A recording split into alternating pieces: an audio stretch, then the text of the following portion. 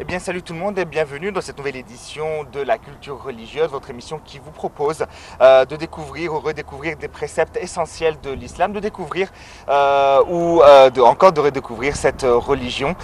Eh bien, nous avons notre invité aujourd'hui, docteur Ismaël Hamed, qui est spécialiste en religion comparée. Docteur Ismaël, bonjour. Bonjour, Merci d'être avec nous aujourd'hui. merci, c'est gentil. Alors, dans le cadre de l'actualité, on voit tous les massacres qui sont commis par ces terroristes qui se disent affiliés à l'islam, qui tuent les gens au nom de l'islam en citant des versets ou ce qu'on appelle des hadiths ou des enseignements du prophète. Donc ils ont à l'appui des justifications pour leur acte criminel et évidemment aucun musulman dans le monde raisonnable, bien entendu, puisque malheureusement il y a des personnes qui sont d'accord avec ce genre d'actes, mais aucun musulman raisonnable, aucun véritable musulman, je suis désolé de dire comme ça, mais aucun véritable musulman n'est d'accord avec ou ne cautionne ces actes criminels. Alors on parle beaucoup de djihad justement, voilà, on tue les gens au nom d'un certain concept de l'islam qui s'appelle le djihad ou guerre sainte, on peut traduire ça par guerre sainte en français. On va voir ce que c'est justement cette guerre sainte et vous allez voir, la guerre sainte la plus difficile, ce n'est pas celle qu'on croit. Justement, docteur Ismaël, pour introduire très brièvement, qu'est-ce que la guerre sainte, quelle est sa vision et sa définition dans l'islam? Oui, alors au début, je vous remercie pour la bonne invitation. Bien sûr, Al-Jihad, c'est un très bon acte en islam. Al-Jihad, c'est-à-dire, c'est un ordre pour un musulman pour se défendre. Pour se défendre. C'est ça le principal de Al-Jihad. En arabe, docteur Ismaël, en arabe, est-ce qu'on pourrait donner la racine du mot? Oui, Yujahid, oui. ça arrive de Yujahid. Yujahid, c'est-à-dire, alors au début, alors c'était pour se défendre contre les mécréants, ceux qui persécutaient, ceux qui torturaient les musulmans. Alors pendant la période mikkite, quand le prophète alors a vécu comme on connaît que la vie du prophète Mahomet est divisée en deux parties, la vie au Mecque et la vie en Médine. La vie au Mecque c'est 13 ans, en Médine 10 ans, en total 23 ans. Pendant la période de la faiblesse, ou la période au Mecque, les musulmans étaient persécutés forcément, étaient torturés par les mécréants. Pendant cette période, toujours, alors les musulmans même ne se défendent pas. Même, alors c'est juste pour arrêter la torture et la persécution. Toujours, ils parlent avec le prophète, alors pour trouver un moyen pour se défendre. Le prophète leur disait toujours que, alors il n'y a pas d'ordre, Dieu ne m'a pas ordonné alors pour faire al-jihad ou pour même se défendre envers les mécréants. Pendant 13 ans, docteur Ismaël, le prophète, paix et bénédiction sur lui, n'a commis aucun acte violent, même pour que ce soit défense ou attaque. Pas violent. Ouais. Un acte violent, non. Un violent, c'est-à-dire c'est quelqu'un qui agresse voilà. ou qui commence l'agression. Oui. Mais c'est juste pour se défendre, non. Pas, oui. Et pour ça, il a ordonné les compagnons pour émigrer alors en Éthiopie, Al-Habasha, ou en Abyssinie, pour rester là-bas parce qu'il y a là-bas alors un roi juste, celui qui traite avec tout le monde, avec de justice et tout ça. Elle reste pour des dizaines d'années, alors il y avait deux immigrations en Abyssinie. Et toujours en islam, on a deux immigrations. La première immigration, c'était en Abyssinie et l'autre, c'était en Médine. Et toujours, c'était un des grandes grâces d'un compagnon, celui qui faisait les deux migrations, alors les migrations en Abyssinie et en Médine. Donc, oui. Jusqu'aux deuxième année. Oui. Après l'immigration en Médine, c'est-à-dire après 15 ans de message de prophète, alors les musulmans même ne faisaient pas aucune défense, même pour se défendre contre l'agression et la persécution et tout ça. Ça c'est juste pour imaginer, alors, et même après 15 ans, mais aussi l'islam était propagé et tout le monde savait de l'islam et tout ça. Donc sans violence ou sans même aussi des actes de al-jihad contre les mécréants. Docteur Ismaël, on va en parler davantage, mais je vous propose tout de suite un reportage, un commentaire de nos collègues qui donnent plus de détails.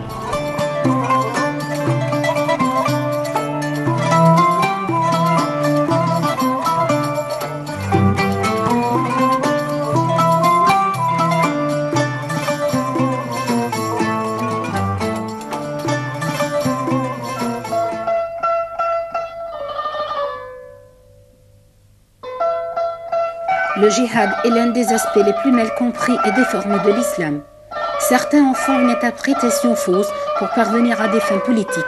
Alors que le mot djihad ne signifie pas guerre sainte, il désigne la lutte sérieuse et sincère, aussi bien au niveau individuel qu'au niveau social. C'est la lutte pour accomplir le bien et éradiquer l'injustice, l'oppression et le mal dans son ensemble de la société. Dieu dit dans le Coran: combattez-les jusqu'à ce qu'il ne subsiste plus d'association et que la religion soit entièrement à Allah, puis s'ils cessent, Allah observe bien ce qu'ils œuvrent.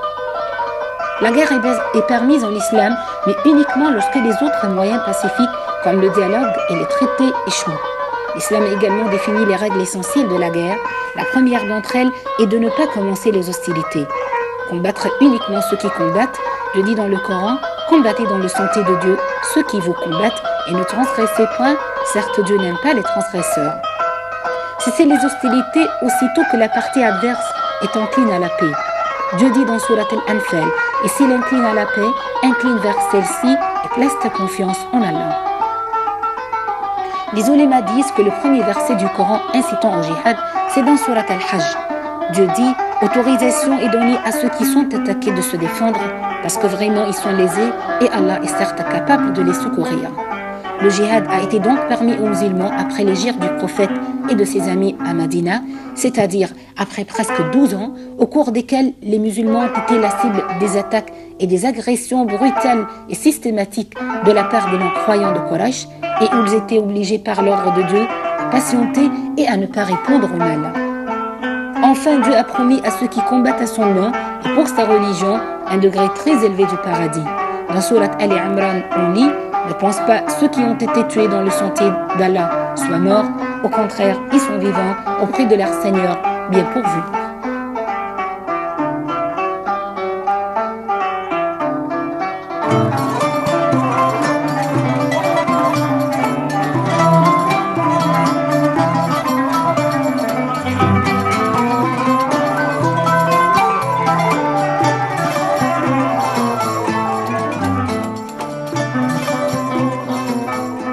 De retour à notre émission La culture religieuse, mon invité aujourd'hui est Dr Ismaël Hamel, spécialiste en religion comparée. Notre thème, c'est comprendre ce que le djihad. Moi maintenant, je ne suis pas musulman, je ne suis pas supposé savoir cette notion, et on me traduit ce mot djihad par guerre sainte.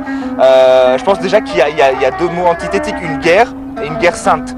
Bon, pourquoi est-ce qu'on traduit par la guerre? Pourquoi est-ce que le djihad, si vraiment il n'y a pas cette notion de violence, pourquoi est-ce qu'on le traduit par la guerre? Alors, bien sûr, cette traduction, la guerre sainte, c'est une traduction occidentale. C'était par les orientalistes, ceux qui alors mettaient la conception comme ça, comme la guerre sainte. Mais en islam, il n'y a pas de guerre sainte, il n'y a pas de guerre sainte ou de guerre pacifique ou tout ça. Guerre, c'est-à-dire guerre. Djihad, c'est-à-dire djihad. Se défendre ou la défense, la défense de la personne, c'est-à-dire comme ça. Donc ce n'est pas une terminologie islamique ou musulmane, c'est juste les orientalistes qui disaient ça. Mais alors dites-nous comment on pourrait traduire, islamiquement parlant, comment on pourrait traduire djihad. Alors on a plusieurs phases ou itab pour signifier al-djihad en islam. Au début c'était pour se défendre.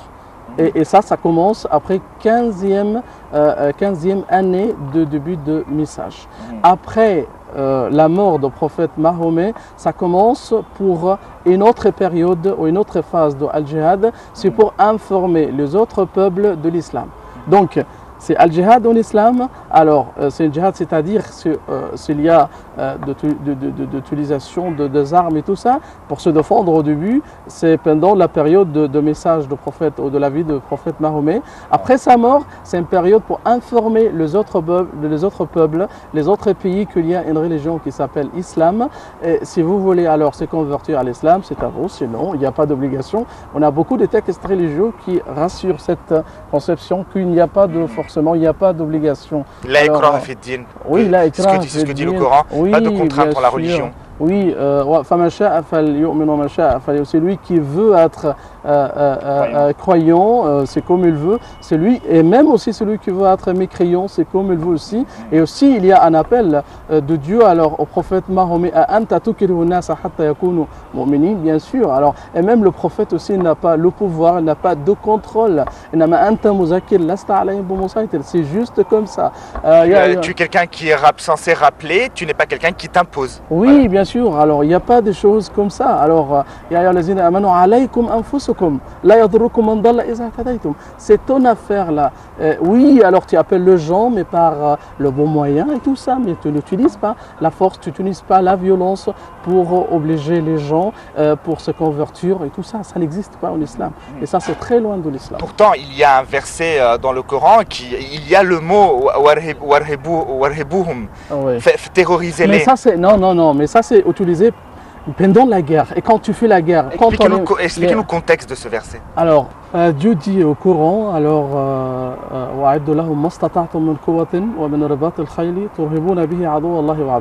c'est-à-dire, vous devez bien alors préparer pour les ennemis pendant la guerre, alors par une façon alors de terroriser les mécréants pendant la guerre. Et pendant la guerre, c'est-à-dire, c'est la guerre que les mécréants commencent. Okay, pas les musulmans, toujours. Alors il y a un ordre très clair en islam pour ne pas commencer la guerre même envers les mécréants. C'est eux qui doivent commencer ou de faire le début de la guerre, pas les musulmans. Pour ce toujours, on doit alors comprendre alors, les versets, la signification ou l'interprétation de mots dans ces prétextes. Alors maintenant nous allons voir vraiment ce que le djihad représente dans l'islam. Est-ce que il y a cette notion où celui qui meurt dans la guerre est considéré comme martyr, donc il a comme on l'entend beaucoup, hein, il meurt, il va au paradis, il a ses 1000 vierges. Est-ce que tout ça c'est vrai ou c'est quoi? Oui, en même temps aussi, on doit dire qu'on a plusieurs façons de al-jihad. Il y a le djihad sur l'âme. Okay? Alors, quand la personne se défend sur son âme, elle a une âme qui l'oblige toujours de faire les mauvais actes. Il y a un djihad comme ça. Le djihad ne se rattache pas uniquement pour faire la guerre ou pour combattre les ennemis de l'islam ou les mécréants ou tout ça. Non, il y a plusieurs choses. Okay? Le djihad aussi pour informer les gens alors de messages de Dieu ou de principes de l'islam.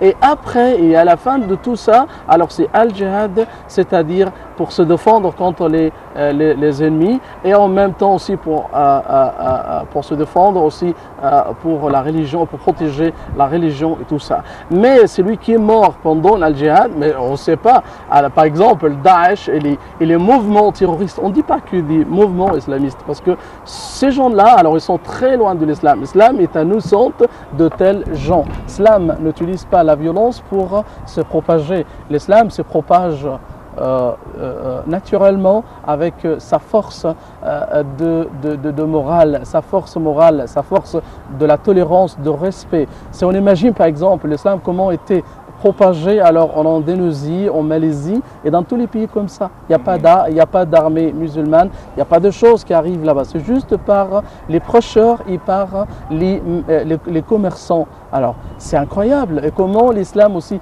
était répandu en Afrique. Et maintenant, l'Afrique, c'est le seul continent dans le monde qui est un continent musulman. Parce que la majorité en Afrique, c'est une majorité musulmane. Comment était propagé là-bas? On connaît qu'il n'y a que l'armée de Amr ibn al-As qui a fait la conquête de l'Égypte. Bien sûr, il y a beaucoup de choses qu'on va parler quand on parle de la conquête de l'Égypte et qu'est-ce qui se passe là-bas. Après, l'islam était propagé dans toute l'Afrique, alors par les prêcheurs et par le commerce et par tout ça. Alors, et même aussi quand tu fais de bons commerces, c'est djihad. Et quand tu fais aussi de bons prêches avec les gens, avec le bon moyen et tout ça, c'est un djihad. C'est pas justement quand tu lèves les armes envers les ennemis. C'est pas uniquement cette façon-là. Donc en fait, un djihadiste, au fond, dans le véritable sens de l'islam, c'est quelqu'un qui, disons, fait le bien pour sa société et respecte la société. Bien sûr. Alors on a un principe de l'islam, par exemple, un verset du Coran. Alors Dieu dit, alors,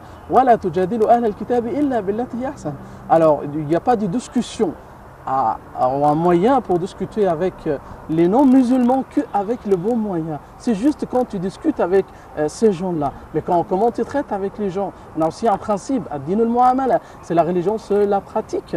Donc c'est toujours comme on connaît dans le monde entier. Et tout ça que l'islam était répandu, était propagé alors par la tolérance et le respect des musulmans, pas par la force. Bien sûr, on aura l'occasion d'en parler dans d'autres épisodes. Docteur Ismaël, il y a ce qu'on appelle jihad nafs, donc oui. le djihad sur soi-même. Oui. Là, je pense qu'on pourrait peut-être traduire par la guerre contre soi-même. Oui. C'est quoi exactement? Oui, c'est pas une guerre aussi, parce que la guerre, alors c'est beaucoup utilisé par une mauvaise façon. Donc alors, on peut dire que la personne, pour résister les désirs. Jihad nafs, c'est-à-dire pour se défendre contre les désirs. Par exemple, quand tu fais le ramadan, quand tu fais les jeûnes, toujours les Européens ils parlent. Pourquoi les musulmans ils font tout ça? On leur dit que les musulmans font tout ça pour se défendre, pour résister contre les désirs. Pour dire toujours que je suis un musulman, je suis plus fort plus que mon désir. Pas le désir plus fort plus que moi. Comme en Europe par exemple. En Europe, le désir c'est plus fort plus que la personne. Et le désir c'est ce qui domine la scène là-bas. Tout ce qu'ils veulent faire, de n'importe la liberté absolue, tout ça, elles font là-bas. Donc le désir c'est plus fort plus que. Chez nous, non, on résiste le désir, on est plus fort plus que le désir. C'est ça le djihad al-nafs. Et quelle est justement l'utilité de ne pas s'assouvir à ses désirs en fait Bien sûr, alors on ne peut pas suivre toujours les désirs. Si on suit les désirs, c'est-à-dire on va l'enfer. Donc alors on doit être sage pour le désir. Il y a des désirs alors qu'on doit faire, mais par la façon raisonnable ou par des raisons et d'après aussi la religion ou d'après les principes de la religion. Alors, il y a des désirs de manger, je mange, mais tu ne dois pas exagérer de manger beaucoup plus. Les gourmands, ils font beaucoup de problèmes, ils souffrent beaucoup parce qu'ils ont dépassé l'affaire de désir normal, le désir raisonnable. Bien sûr, alors le mariage de relation avec, comme ça, l'autre partie avec les femmes, c'est avec le mariage, pas d'avoir une copine et comme ça je fais le désir comme je veux. Non, ça n'existe pas en islam. Tu fais toujours par la bonne façon et tout ça. Donc, toujours, tu dois être raisonnable quand tu fais le désir. Construire une société pure. Ah bien sûr, bien sûr. Oui. C'est la grande partie de la spiritualité de l'islam. L'islam, c'est une religion très spirituelle. Toujours, tu dois montrer que tu es tout près de Dieu. Tu es aussi plus fort plus que ton désir. Ah, c'est beaucoup de choses comme ça. Et ça, c'est la différence entre nous et les Européens. Les Européens avec la civilisation et tout ça, mais c'est une civilisation matérialistique. C'est juste d'après la matière, de matière et tout ça. Mais chez nous, c'est une culture religieuse, c'est une culture spirituelle, mais aussi ça doit être aussi sage, ça doit être raisonnable aussi. Voilà, vous avez dit culture religieuse, c'est le nom de l'émission justement. Docteur Ismaël, nous allons peut-être, on me signale de faire une petite pause, nous allons voir ensemble une mosquée, un monument en Égypte, au Caire. Vous savez, je le répéterai sans cesse, quand vous venez au Caire, vous visitez le vieux Caire, il y a énormément de monuments séculaires à voir et à découvrir. Je vous propose donc ce reportage et je reviens après.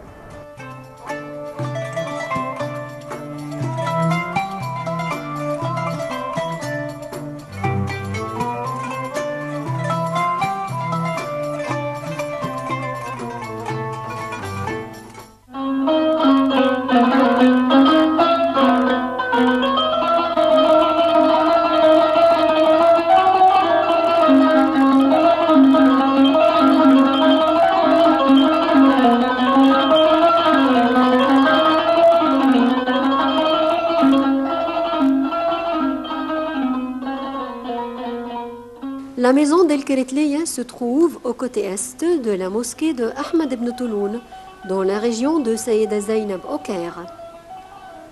Une des maisons antiques du Caire les plus distinguées, Beit El-Keretliya est considérée comme un chef-d'œuvre architectural, représentant l'art ottoman au XVe siècle, reflétant en même temps son influence par des traits européens. Beit El-Keretliya est une des deux maisons qui se trouvent l'une en face de l'autre et remonte à l'époque ottomane. La première des deux maisons a été construite en 1631 par un des notables du Caire, Mohamed Salim Ghilman el-Gazzar, un des membres de la famille de Ahmad Pacha el-Gazzar, le gouverneur d'Acre, qui a lutté contre la campagne de Napoléon Bonaparte contre la Syrie. Plus tard, la propriété de cette maison a été transférée à une femme de l'île méditerranéenne de la Crète. C'est pourquoi elle fut nommée la maison d'El-Keretliya.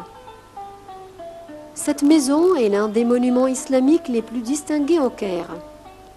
Elle reflète la magnificence de l'architecture islamique et ses traits caractérisant les édifices de résidence, notamment à l'époque ottomane.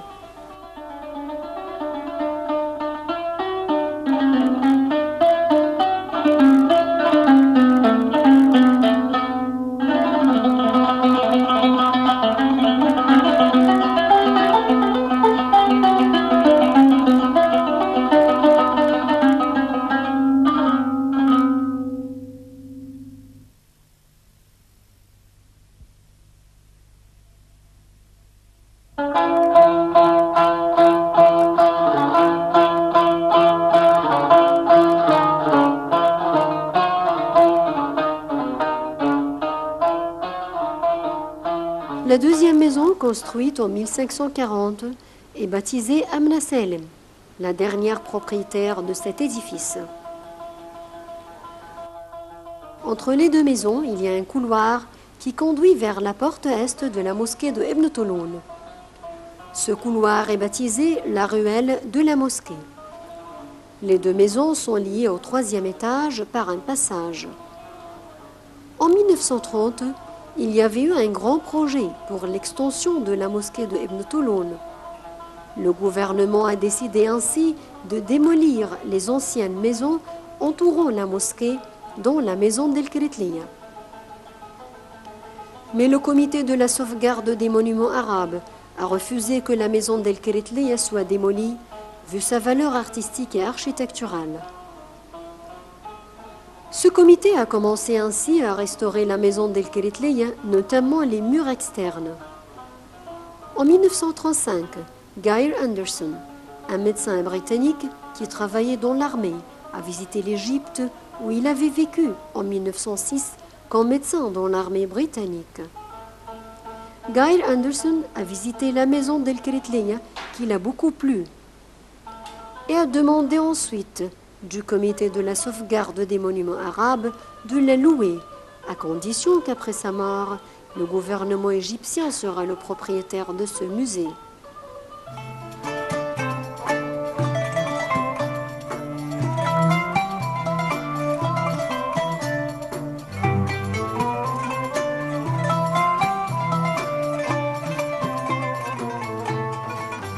De retour donc pour notre dernière partie, pour conclure cette édition. Quel est le plus valorisant chez Dieu pour un musulman? C'est le djihad, donc c'est le djihad sur soi ou le djihad contre, comme on voit donc cette guerre sainte, toutes ces attaques contre les non-musulmans. Qu'est-ce qui est plus valorisé chez Dieu? Le plus fort, c'est le djihad sur soi. Sur soi, alors.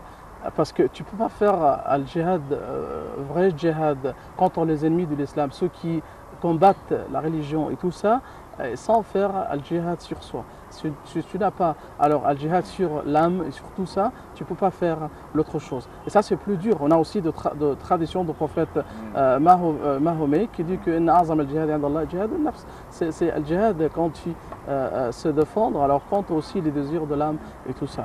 Mais aussi, alors je dois insister aussi pour une idée très importante, et même le djihad quand on lève les armes envers les ennemis qui combattent la religion et combattent l'islam et tout ça, alors ça doit être avec des conditions. Ouais, mais qu'est-ce que ça veut dire combattre l'islam? Moi par exemple, si on prend encore l'actualité, si je prends, je sais pas moi, un journal comme Charlie Hebdo, paix à leur âme, à tous ceux qui sont morts, est-ce que ces gens-là sont considérés comme des gens qui combattent l'islam?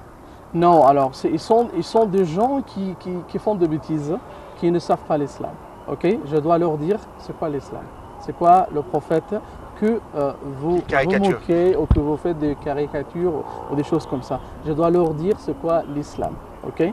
Donc, mais je ne tue pas les gens pour parce qu'ils ont dit, ils ont fait des choses comme ça. Non, c'est pas normal. Et en même temps, c'est de vrais djihad. Quand tu fais alors des combats ou de combattre contre les ennemis qui combattent la religion et tout ça, ça doit être avec des conditions très importantes. C'est wali al-amr.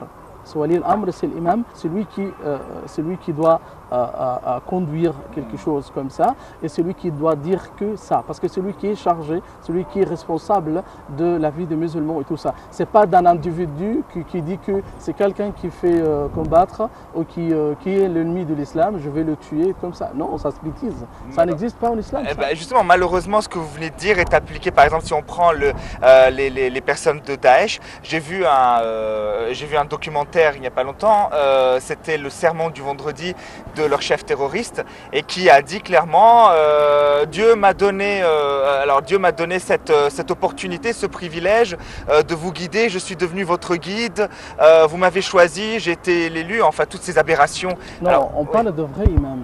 C'est-à-dire, c'est quoi? Ça c'est un faux, ça c'est un fou, ça, ok? C'est un faux imam et en même temps c'est un fou en même temps. On parle d'imam de la nation.